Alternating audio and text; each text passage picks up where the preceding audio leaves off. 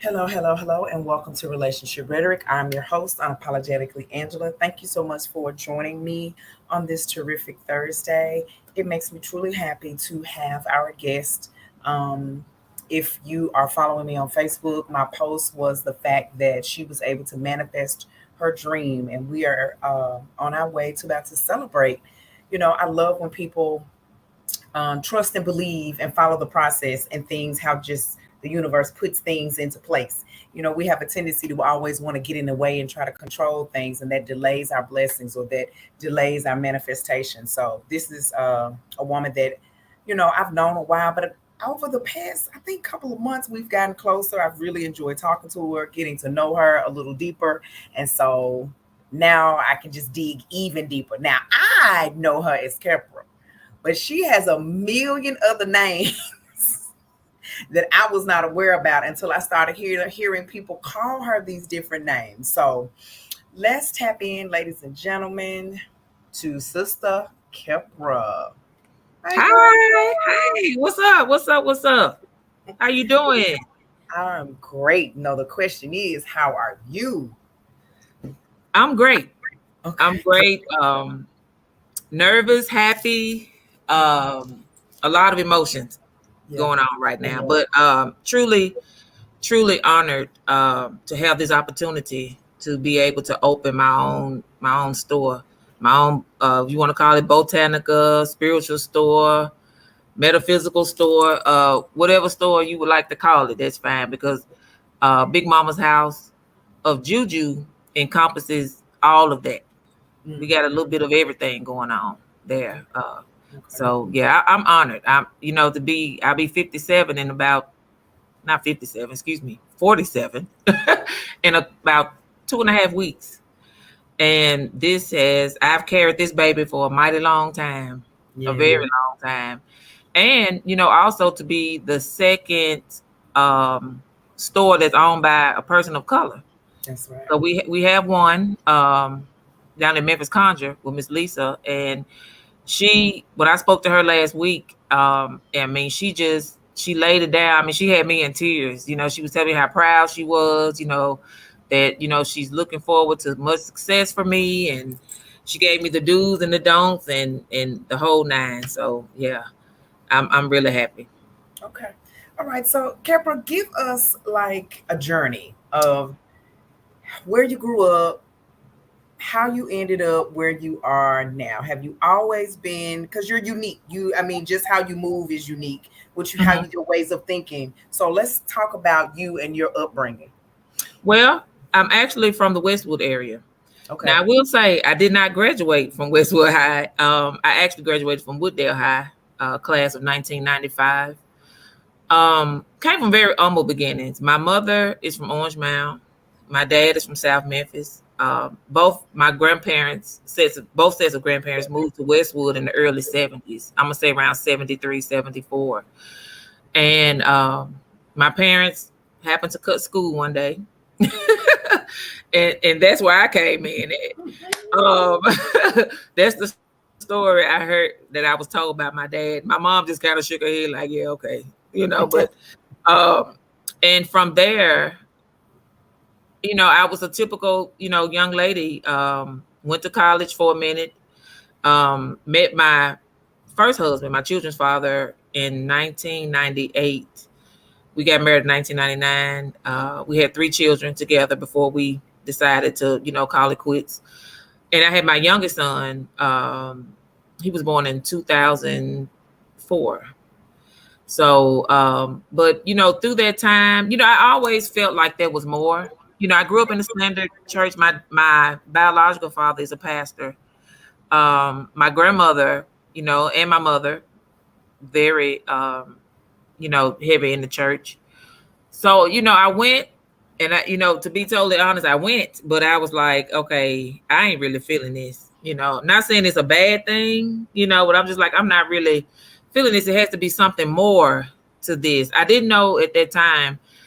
When I got around the age of 20, I want to say about 23, 24, I actually left the church and started to dig a little deeper, and I ended up meeting a very good friend of mine, and she sister by the name of Shamika, and she kind of put me on. She was like, "You need to come down to Java Juice and Jazz." So when I went there, it was like 2007, and that is when it all started. I'm like, okay, now this kind of makes sense to me what they talking about. I don't quite understand it, but it just felt right.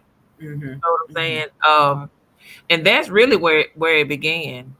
And from there up until now, I would have to say I've evolved many times, pulling back layers, shedding old things, bringing in new things. And I mean, basically, it was like I just found what worked for me.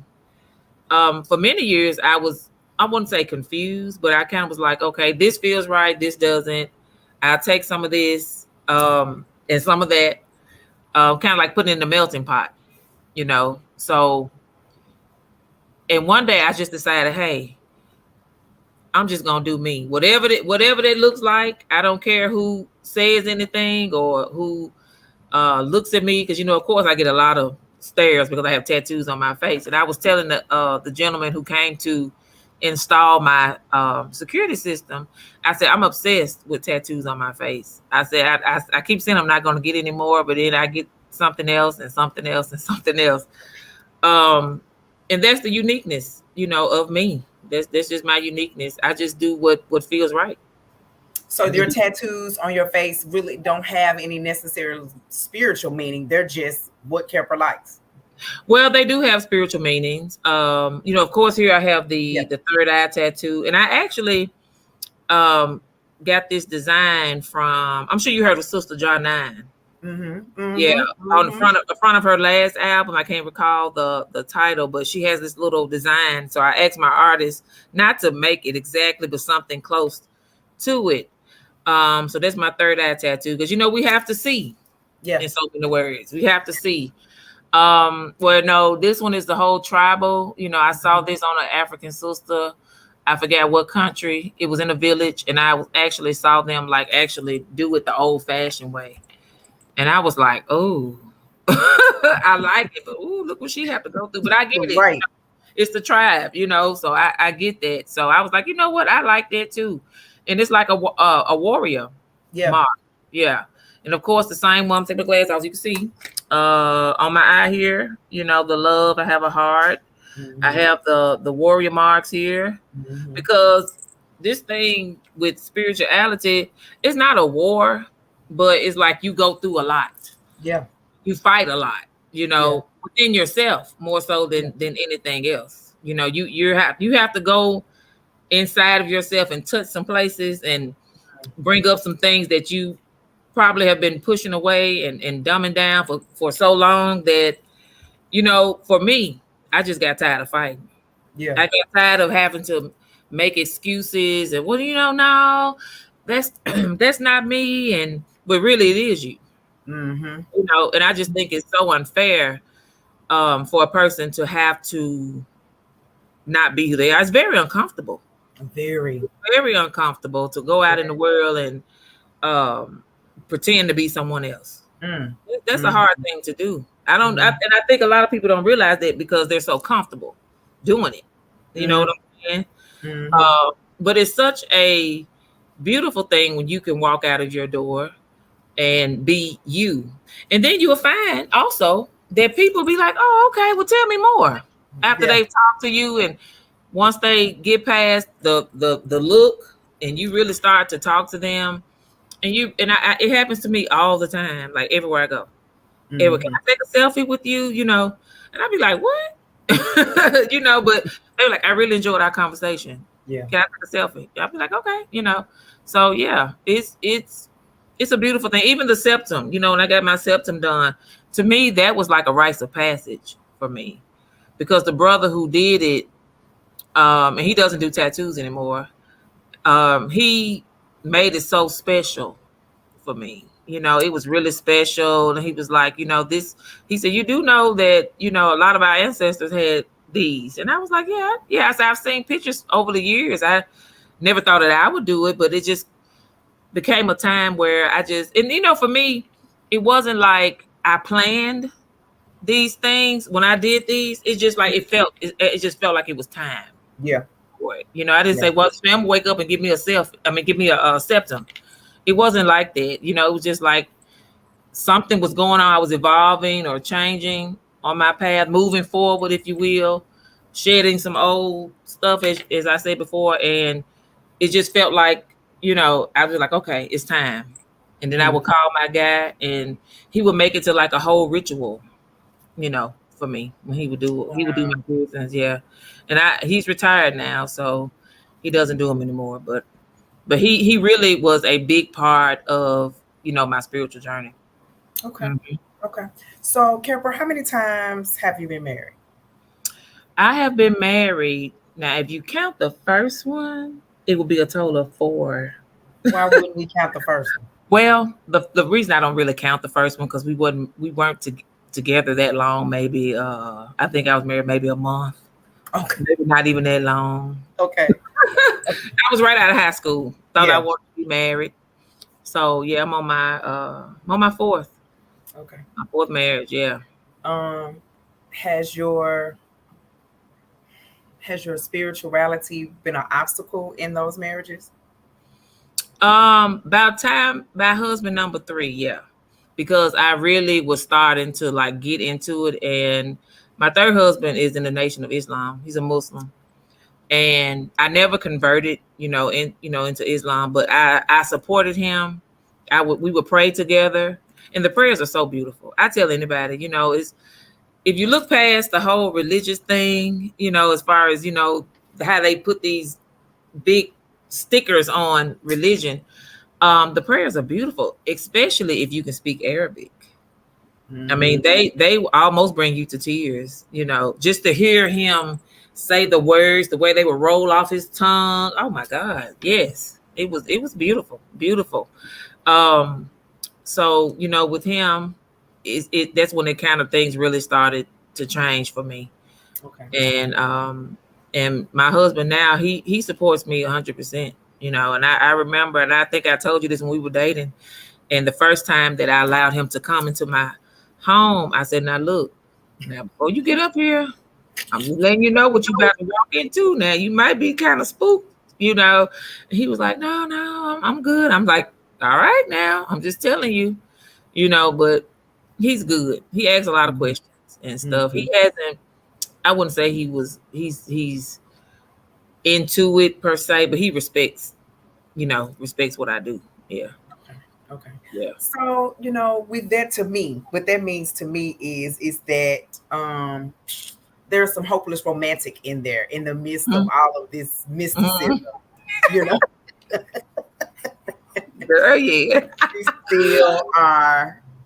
And I think I told you this once. I think that's what really was like, oh my God, I so love her. Because again, people from the outer exterior may think that they can't talk to you or you're unapproachable, but you are so feminine.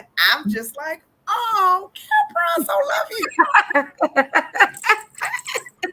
You found me. You found me. I don't let everybody get that close to me. Yeah. Right. Yeah, a lot of people think. Yeah, a lot of people think I'm not approachable. Again, I was telling the guy at the shop today, he was doing. I was like, I frown naturally. Right. I frown naturally, and that's something I just recently came up with, because when I was a young lady, like teenage, like high school years, and this was back, of course, in the 90s, and I would go to my mom's job back then at FedEx where she worked. You could just walk right in the door, and I could go there and say, I need to speak to Verona Robinson. That's my mother. That was her name. And I'd be, sitting on the counter like this, and the lady be like, "What's wrong?" The receptionist, "What's wrong?" And I said, "Nothing." She said, "Why are you frowning?" But I've been hearing it all my life, and I was like, "I don't know." So I just realized I naturally just frown, and then in combination with the look, people like, okay, because I've had people say, "Well, I didn't think you look so mean," and I used to get offended, like, what? But then I realized, I naturally frown. I don't know why. I don't know why, but I'm very, as they say. Yeah, but I know those that I need to stay away from too.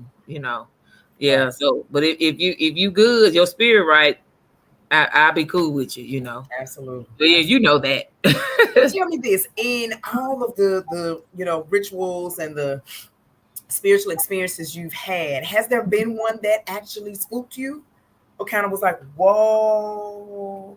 Yes. A brother, he's no longer in Memphis. He is a Palo Mambe priest. Mm. Good Mm-hmm. friend of mine. When he was here in Memphis, he wanted to train me. He wanted to take me to New York, where he's from Memphis, but he lived in New York, to meet his Baba. He was like, man, you got to come up here. Cause he's like, I see, I can really see what you're going to do, spiritually. But anyway, when me and the children had moved to South Haven, and I had a new place, and I had him come over because I wanted to set up my altar. And so he gave me instructions on what to do, and so one late evening, I think it might have been midnight, maybe a little bit after. And I went in, I did what he told me to do. And I was sitting there, in front of the altar. I was sitting on the floor, Indian style, and my shirt started to do this. Like somebody was, pulling my shirt. And I saw it, and I looked like, what is. Now I didn't jump up and run, but it did spook me, like, okay. That's when I knew, stuff was getting real. Cause I'm like, okay. Cause I was supposed to knock 3 times on my altar. And baby, they woke up, whoever that was. It was a kid, actually. It was a child. And I saw my shirt, moving like this, like somebody was pulling me. And I was like, oh my God, what have I got myself into? I don't know. But yeah, that forever changed me.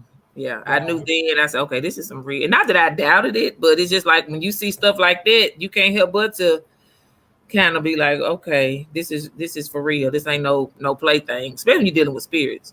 That's right. That's Yeah. right. Mm-hmm. That's right. It was very interesting to me, some of I think because I texted you last night from the stuff that you send us out, how people don't realize that metaphysical and other spiritual practices use the Bible as a reference. Right. Absolutely. They do. Very interesting to hear and read. Well, I always knew in the back of my mind that, the Bible was not really what they gave it to us for. Now, mind you, the book of Proverbs is a great thing. If you're really going through some stuff, it's great. It'll uplift you, Now, when I met Miss Lisa, that owned Memphis Conjure, she really introduced me to hoodoo, and she was like, it's not what you think. It's like, not that I thought it was negative, but she really like opened my eyes. And then she started to train me in what we call down here Delta hoodoo. Because you have your Louisiana, you have your Alabama, you have your Floridian, your Gullah Geechee in the Carolinas, and they all vary, depending on where you are. Some of the things that are done are the same, and then there's some things that I've seen like I've never heard of that because I didn't grow up there, right? The way that the elders do things there. So yeah, when you get that book, the Book of Psalms, if you buy the book that you can buy in the store, if one is blue and one is red, and if you are, consistent with reading those Psalms and look at it as a tool and not necessarily as a religious, like, this is a religious thing, you will see that it will help you tremendously, with whatever, I've used it for money, court cases. Let me see, what else I use? Money, court cases. I never used it for love because I never had to. Let me see. I've dealt with some people with it. You know what I'm saying? Yeah, all of that. My family, some of my family's up from East Tennessee. My great grandfather had a church there. And I just found this out I knew about the church. I didn't know it had a cemetery right next to it. So one of my great aunts told me, and her father was one of the people that was over the land. Anyway, I started going there about 2 years ago. A lot of my ancestors are buried there. Um, the slaves, we have, if you go back into the woods, you can see the slave burial ground. Now you talking about something awesome? Oh girl, ain't nothing like it. When your folks welcome you home, when I got out, the first time I got out the car, when I got there, I immediately took off my shoes. Because, I knew where I was going, in ancestral veneration, just the thought of it, of ancestral veneration is unlike anything I've ever done. Because we're talking about generations of your people, right. and them coming to you in your dreams, or sometimes just you sitting. You might be sitting alone in your house, thinking, and they'll come to you. Them ancestors are something, they something serious. Yep. I mean, I feel sorry for somebody, man, like that haven't like tapped in on that, that ancestral. Ooh, it's something. I get chills just talking about it. It's comforting. It's a very comforting feeling to know that your people are guiding you and taking care of you. Right. That's right. Yeah. That it's indescribable for me, because I didn't learn about that when I first started. I kind of did it later on when I started. I was into like some other stuff like Egyptian, and they hadn't taught me about ancestors. I didn't learn ancestors till many years later for me. And it's like they were waiting on me, like, girl, about time. What you waiting on? We've been waiting on you. Yeah. Because every time, I ain't gonna say every time, almost every time somebody passed in my family, I kind of knew like shortly before they did. And I for a long time, excuse me, I thought something was wrong with me. I thought it was like a curse. I'm like, okay, I'm making people die now. This ain't what I didn't sign up for this, but it's actually a gift. I've met many people who, have went through the same thing in their family. Unfortunately, my son, who passed away in March of this year, I knew it was coming. I told my husband, I said, my son is not going to live a long life. Now, I didn't know when it was going to happen. I was in my mind thinking he was probably going to get to maybe his 20s, maybe his 30s, but he was 19. So it was a very short life for him. But I knew it. My husband said, "You sure?" He said, "You said it." I said, "He's not. I've been knowing that since he was a kid. I knew his time here was not going to be very long. As painful as it is, because we get used to the physical, seeing them, talking to them, hugging them, birthdays, all that kind of stuff. But I knew, I knew from when he was a little boy, and that made time more special, right, with him. Right.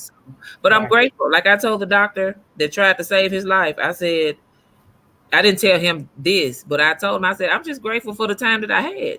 And they were looking at me like, most parents are grieving and laying in the floor and screaming and hollering. I mean, of course I was hurt, but it, in so many words, I was prepared for it. I just don't know when. As painful as it can be, but you have to understand death too, right. And what it is and what that means, because I think this was after his funeral, before his cremation, and I had went to a friend of mine does Reiki out at, what's that church out there, Walnut Grove, the one that's kind of tucked away right before you get to Houston Levy is out that way. But anyway, he said, come get a Reiki session before the cremation. It was the day before. And I said, okay. I didn't want to go. I didn't want to drive from Whitehaven way out there, but I did. And so when he finally got to me, he said, okay, now lay on the table. I know about Reiki. I was like, okay, close your eyes. I said, okay. And so I could feel him moving around me. I could feel him. And all of a sudden, there's my child on my right side. To my mama, what are you doing? And we talking, telepathically. But I could, even though my eyes were closed, I could see him standing next to me. He said, Mama, what are you doing? And I said, boy, it's called Reiki. And he said, what's Reiki?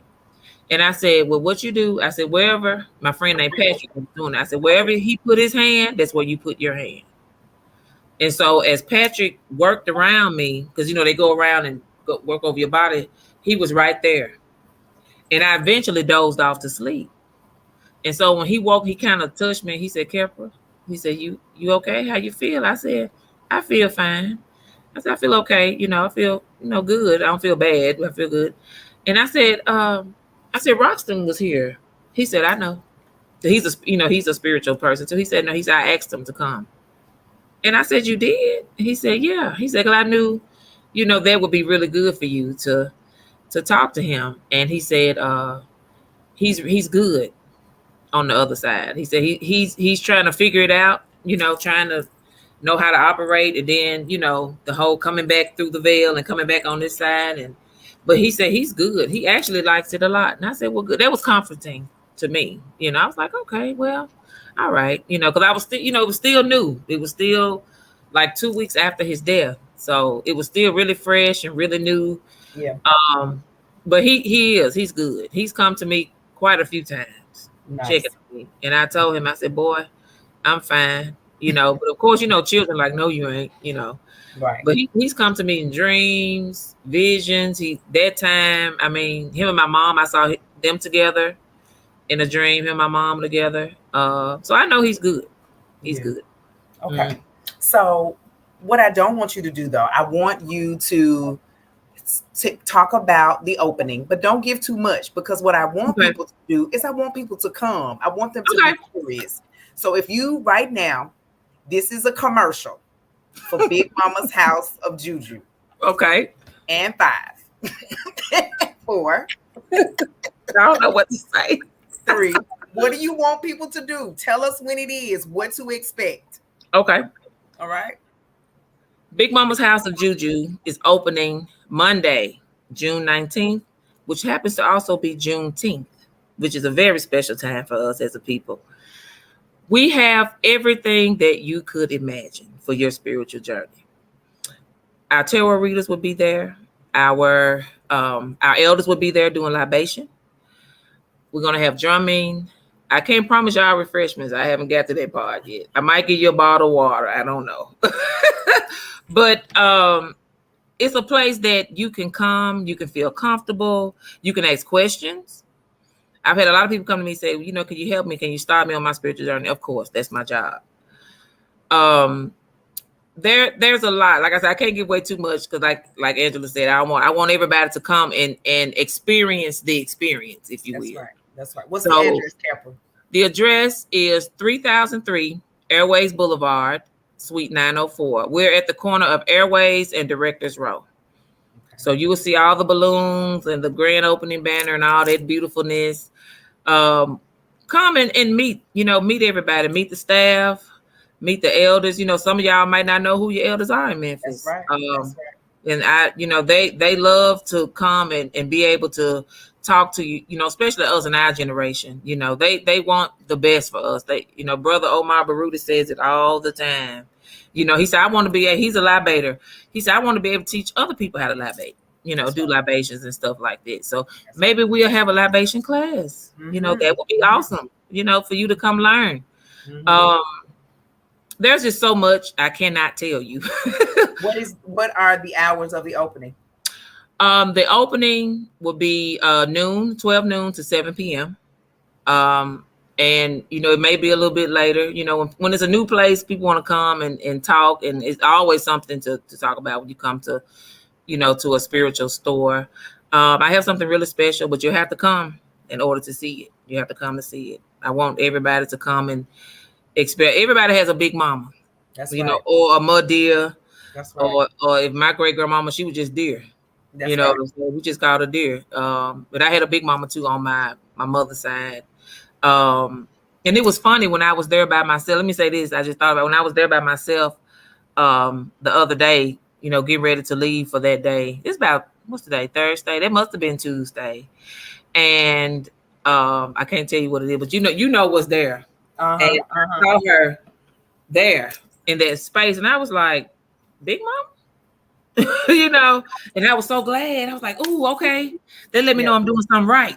That's right. Because you here. Okay, well, we good, So we want to honor that grandmother, that mother, even your aunties. You know, some people I've met people raised by their aunts. You know, that whole feminine energy thing. We're not forgetting about the brothers too. You know, we know you all are important as well. But you know, this was my baby. You know, and I'm having a baby on the 19th. That's right. That's I'm right. in labor right now, and That's in right. real labor, trying to get That's everything right. together. So That's right. yeah. Okay. So those of you that know her, find her on what are you on Facebook, KhepeRa? On Facebook, Sister Marie, or Okay. you. I have a Big Mama's House Facebook page too. Okay. So check it out.